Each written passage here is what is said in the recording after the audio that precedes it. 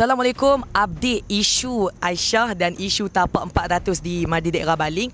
Alhamdulillah, hari ini Faiz hadir di Wisma Darul Aman ke Pejabat Menteri Besar Kedah, di mana alhamdulillah satu berita gembira yang Faiz nak kongsikan. Kenaan isu saya dengan Puan Aisyah, alhamdulillah tadi Puan Aisyah pun hadir bagi kerjasama. Kami berjumpa di sini dan Puan Aisyah pun memohon maaflah kepada saya atas apa miscommunication yang dia dah terbuat kepada saya, dan saya pun selaku orang muda minta maaf juga dekat dia. Seandainya dengan isu viral ni orang banyak-banyak duk pi kata apa sebab gamak dia dan sebagainya, dan dia pun menerima maaf saya dan saya pun menerima maaf dia. Alhamdulillah, dengan izin Allah antara saya dan Puan Aisyah dah selesai. Jadi saya pun harap isu Aisyah ni ditamatkan. Jadi hampa yang dekat sana pun tak payah dalam nak pi kok-kok lah duk pi kata lagi kat Aisyah ke apa. Aisyah pun dah admit salah dia. Kita pun bukan Tuhan nak hukum dia lama-lama.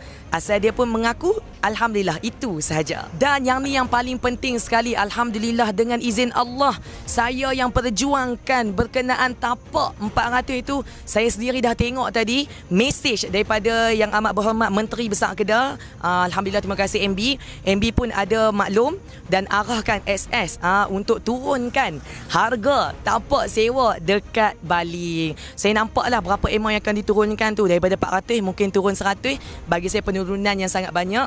Alhamdulillah, dengan izin Allah saya bersyukur sangat perjuangan saya untuk bela peniaga-peniaga kecil ni, untuk mudahkan usaha-usaha peniaga kecil ni. Alhamdulillah, saya rasa sangat terharu apa yang saya perjuangkan walaupun dah 20 hari ni. Tapi Allah jawab, akhirnya kemenangan juga buat peniaga-peniaga kecil. Syukur nikmat, syukur.